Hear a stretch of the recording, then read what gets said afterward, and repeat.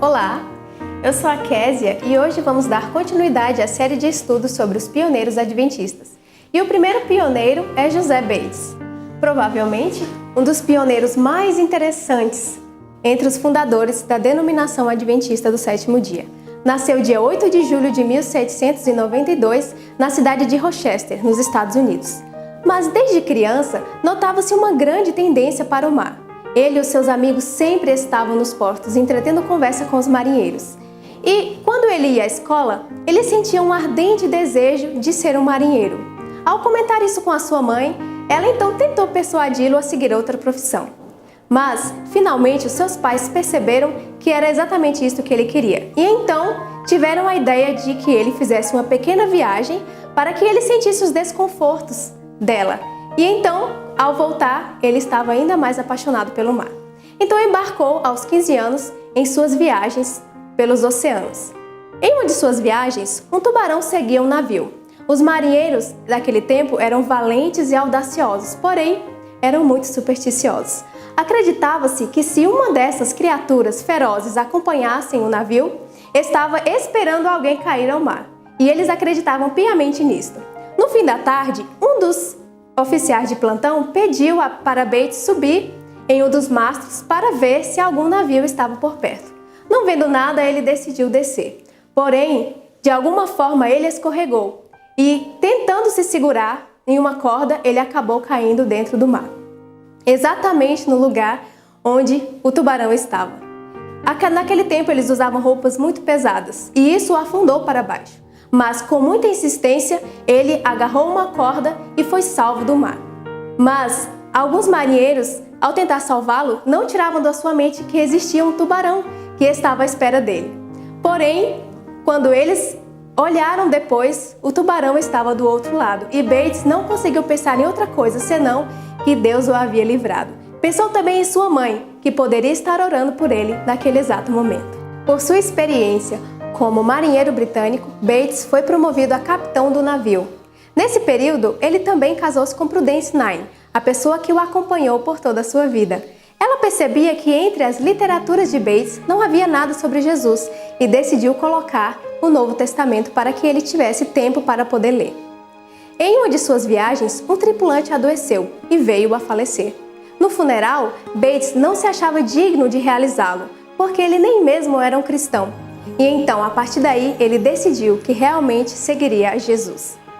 Entre as suas viagens, ele percebia também que o álcool e o fumo não eram bons para a saúde, assim também como o bolo muito açucarado, e decidiu eliminar isso da sua dieta. E ele fez com que todos os tripulantes também seguissem a mesma norma. E muitas pessoas, através dos cultos que eram realizados no navio, perceberam que precisavam de uma mudança em sua vida. No ano de 1828, com grande soma de dinheiro, ele se tornou um fazendeiro, deixando por completo a sua vida como marinheiro. No ano de 1839, quando estava em sua plantação de amoras, ele recebeu o convite de um amigo para assistir a uma das reuniões milerita. Ao chegar lá, ele ouviu sobre a explicação de Daniel 8,14 e ele disse: até 2.300 tardes e manhãs e o santuário será purificado. Ele saiu dali completamente convencido de que ele, em breve, iria ver Jesus voltar, no ano de 1843. Porém, Jesus não voltou, e Samuel Snow, estudando a fundo a profecia, descobriu que Jesus realmente voltaria no dia 22 de outubro de 1844. Foi quando ele abriu mão de toda a sua fortuna na pregação do Evangelho. Porém, em 1844, Jesus também não voltou.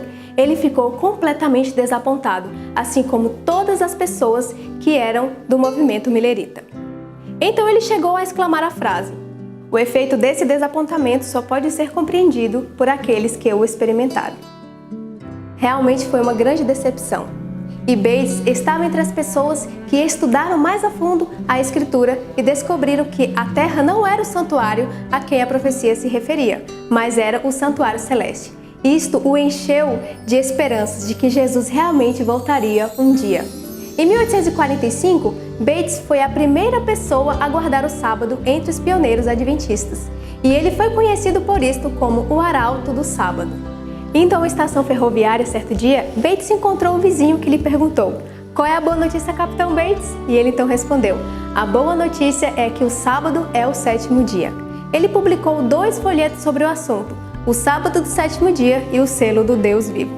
Ele também fundou a primeira organização de temperança dos Estados Unidos.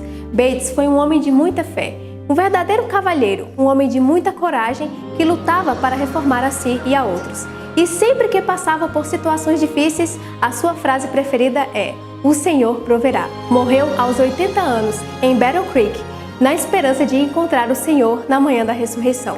Bates foi um exemplo como capitão e um exemplo como um adventista, e ele foi o arauto do sábado, e ele só conseguiu tudo isso por causa da sua dedicação e seu amor a Deus. Meu querido amigo, você também pode fazer a diferença e lutar pelos bons princípios, assim como o capitão José Bates. Esses homens só conseguiram chegar tão longe por causa da sua dedicação à palavra de Deus.